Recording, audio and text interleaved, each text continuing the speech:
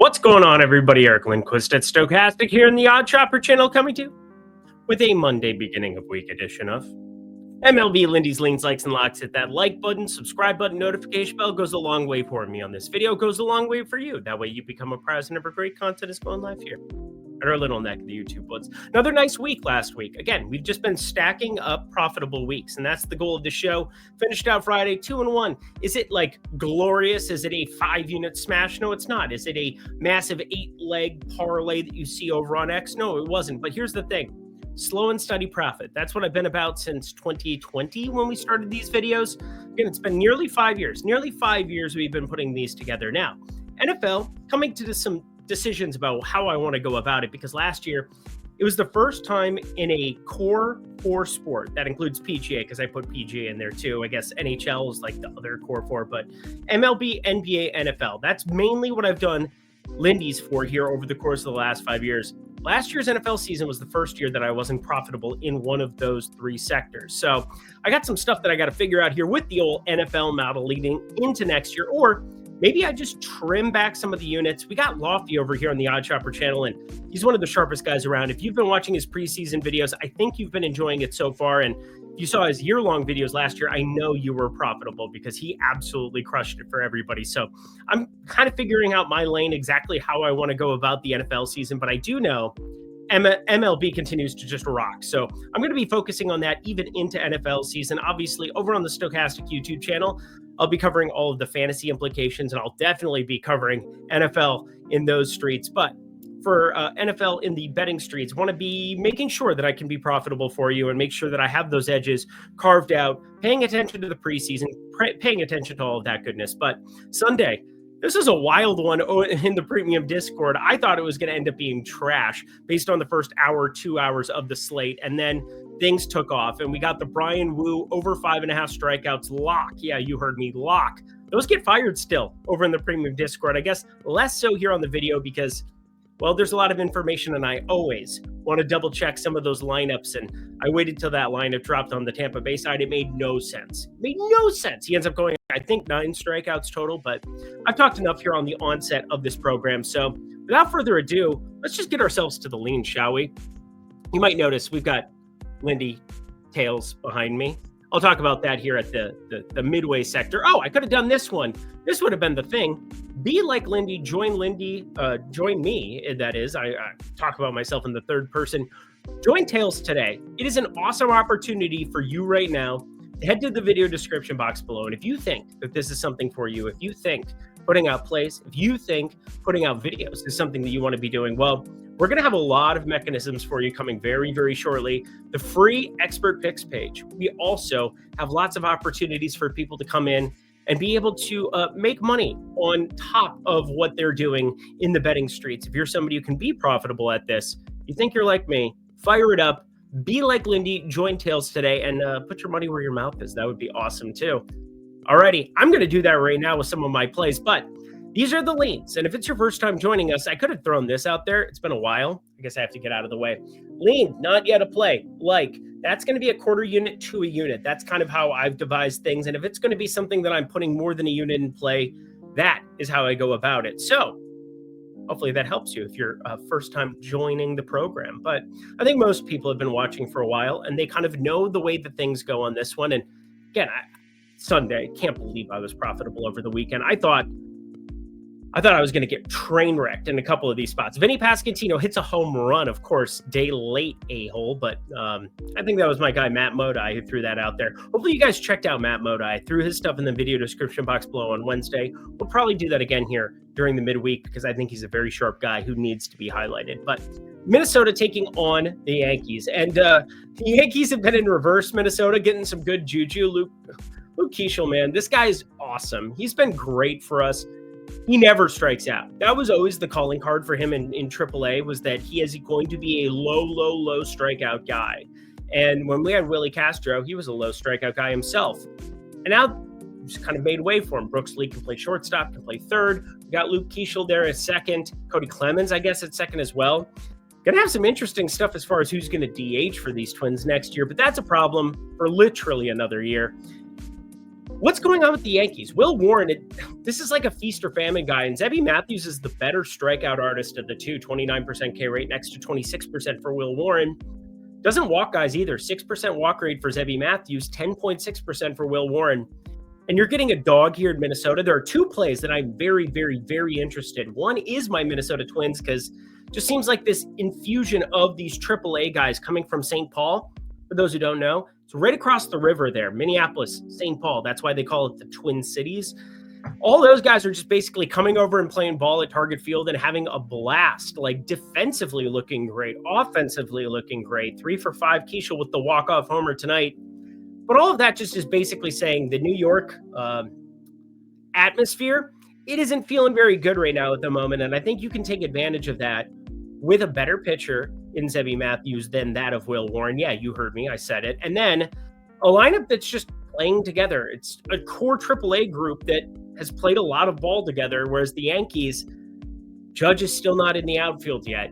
Stanton's playing outfield now. I mean, there's just a bunch of weird things going on that you might want to capitalize on. I know I talked a lot and spent a lot of time on just a lean there, but two plays, one on the next slide that I do want to cover because I have a ton of interest. And I think we're going to be maybe getting some really nice plus money here. White Sox taking on the Detroit Tigers, and another spot where Chris Paddock must pay for his sins.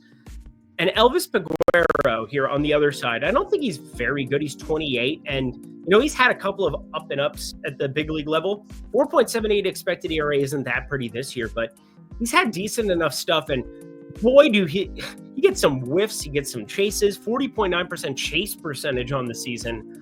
Kind of like what I've seen out of his sinker slider combo. And yeah, you heard me. He just has 2 damn pitches in the arsenal.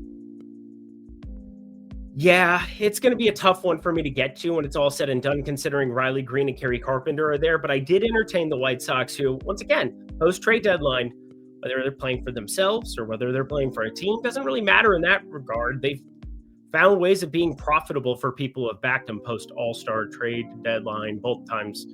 White Sox money line's been a print fest for the most part, or plus 1.5 has surely been a print fest. Weather, Wood home run. Yeah, it's looking stormy in Kansas City. I do the weather stuff. I have a sheet that basically just updates the weather from all of the games. Basically say, ChatGPT, give me all the weather. And then you go to google.com just to double check. And it looks stormy in KC tomorrow. It's going to be tough for me. And again, Kauffman Stadium, you can zoom in on Wind Finder. You can kind of take a look at it that way. I just kind of enjoy the process of putting it together. But boy, oh boy, does Wood look ridiculous if he's going to be plus 600 to homer. I saw a plus 600 drop on Bet365, damn good find, but I don't want to back it if there's going to be like an in-game delay, so I have to wake up tomorrow, pay attention to that. And if you're here on X watching me every single day on OddsShopper, well, we also have shorts, and I have Lindy's long balls where I've been tracking all of the home run plays throughout the entire year.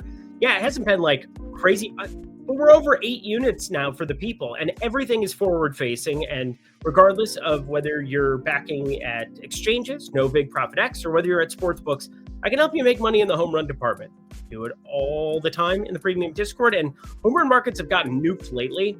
Part of that is some of the legislature stuff or DK, FanDuel. They might be giving you worse odds than you were before. They know you're looking at more for what it's worth, and I think we all are in the home run market because it's tough to lay like a minus 750 on a James Wood tomorrow to not homer. Feels ridiculous. But anyway, over 9 here, Colorado, St. Louis. Looks like decent enough weather there, but St. Louis, pretty darn close to Kansas City. As you might tell, I have some weather questions there as well, which is why this is not on the card yet. I do have 2 totals on the card, and it's Miles Michaelis, so that's why you're seeing over 9, duh. Colorado, we're still waiting on what's going on there. They put up infinity runs. Oh, your boy was on over 8.5, and that came through in a heavy way for Arizona, Colorado there on Sunday. Afternoon was very nice to me. Speaking of Arizona, Locklear home run. This guy makes me want to beat my head against a wall.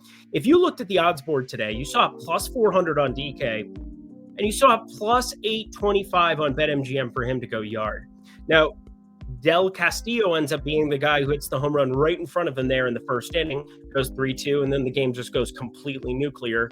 8 runs in the 5th, I think, for Arizona. But as I look at the board for tomorrow for the home run board, I mean, I have a ton of interest in some of these dudes, but like, are we going to get that big of a disparity? Because he was a power guy in AAA, that's for sure. Hasn't really shown up so far at the big league level. 84.6 average exit velocity, but a lot of that is he's hitting weak grounders into the ground. 6.3-degree launch angle, 121 expected batting average. We'll see if the books have crazy disparity again tomorrow.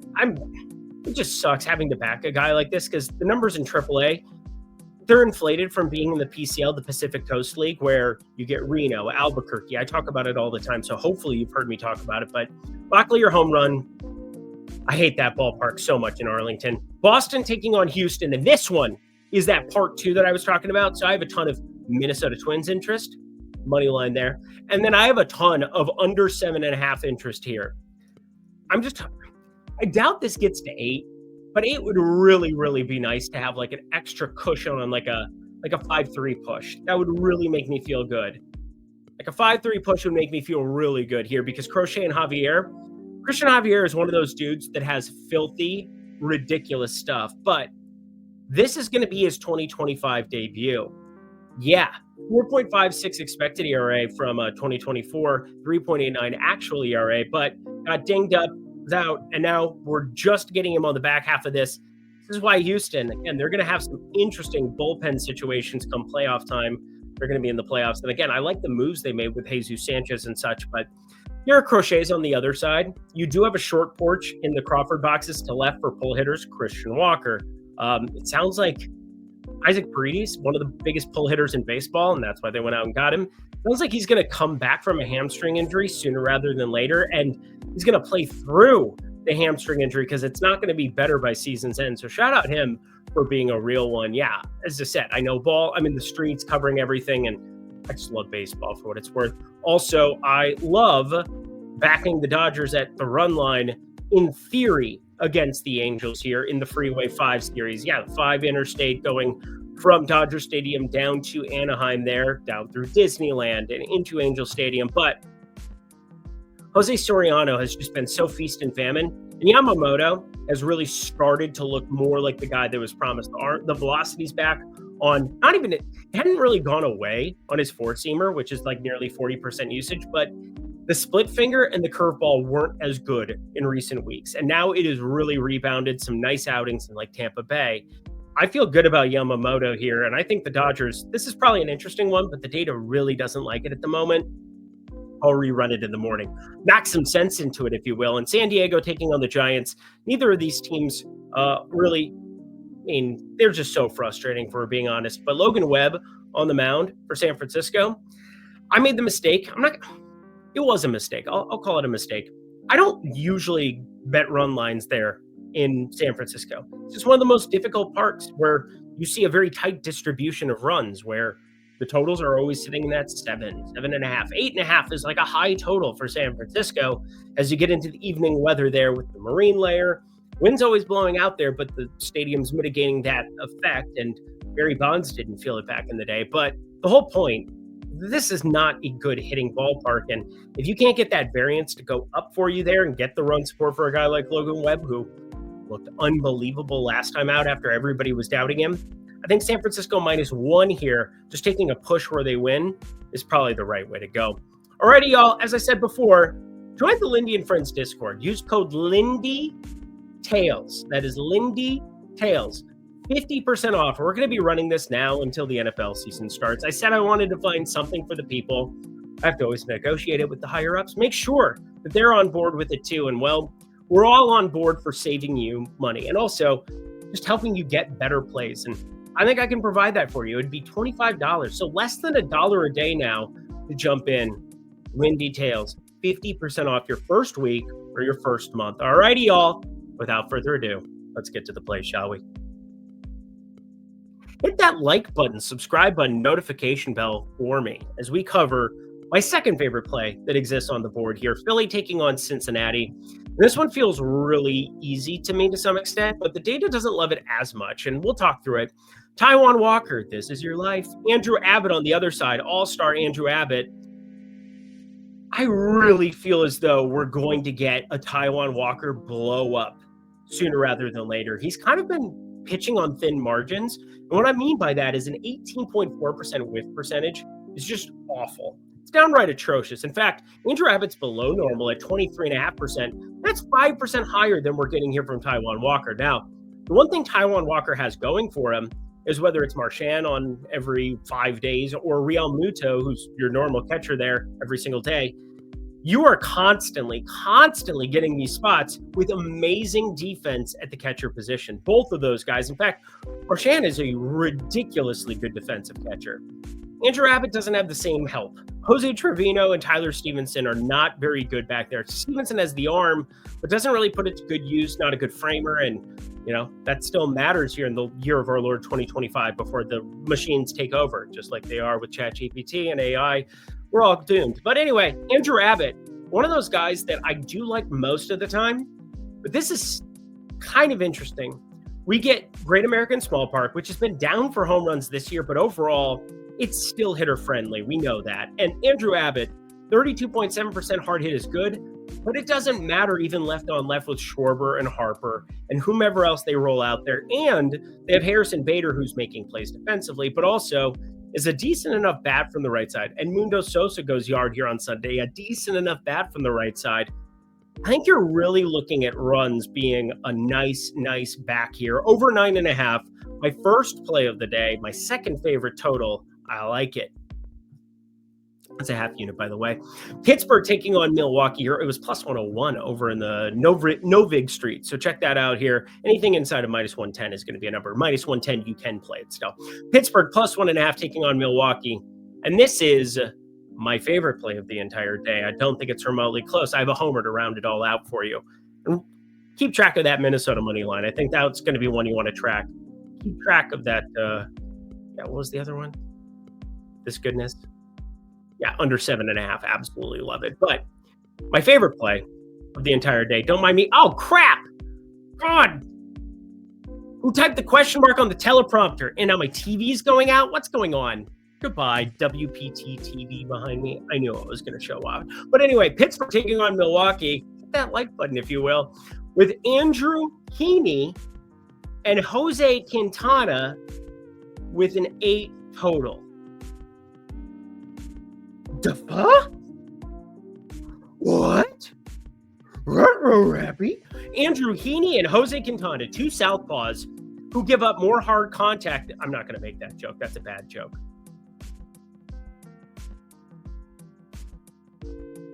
Bonnie Blue. Oh, okay, anyway. Pittsburgh taking on Milwaukee, and I got to tell you, Andrew Heaney, 366 ex-WOBA. Jose Quintana, 347 ex-WOBA. Milwaukee has won infinity games in a row. Infinity times. They have walk-offs and Isaac Collins going yard. It's been amazing. We've backed them a ton on this program. I felt like against Washington, it was Milwaukee money line, Milwaukee money line, Milwaukee money line. And then I forced into Washington plus 1.5 because we got a late scratch on Miz, but that's neither here nor there. What is here right now is an amazing opportunity to get 2 terrible pitchers at a number that is 8.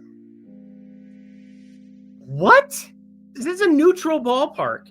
Ben hitter friendly. I mean, it depends. They'll probably keep the roof open to some extent here. I don't get it. I feel like I'm taking crazy pills looking at these 2 pitchers. I mean, Pittsburgh's been a functional offense over the course of the last month. Jose Quintana is one of those guys that I just don't really like in general, even though, he's basically just filling a spot here for the Miz, as the Miz is just getting healthy because you just need him for the playoffs at this point. Milwaukee's played themselves into the driver's seat. Just bet this. Over 8, my favorite play of the day, bar none. Also, want to bring up the lefty splits for both of these teams. Where did they go? Pittsburgh strikes out the second highest clip, but 75 WRC plus. I just think they're better than that. And again, the last month, they found functional offense and bullpens, both sides, we're going to be in good shape. So anyway, that does it for there. Hit that like button as we get to the last play of the day. If you're going to the Athletics here, if you're going to Sacramento, you probably know runs are in store. And boy, runs come by way of long balls in this spot.